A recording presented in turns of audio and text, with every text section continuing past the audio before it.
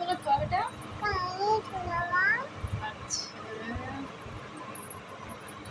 एक मोटा हाथी घूमने चला, मकड़ी के जाल में जाके ओ फंसा। मकड़ी के जाल को देख के डरा, तो एक दूसरे हाथी को जोर से बुलाया, इधर आ, इधर आ, इधर आ। एक मोटा हाथी घूमने गया, मकड़ी के जाल में जाके वो फंसा। मकड़ी की जाल को देख के डरा। सो जा बेटा।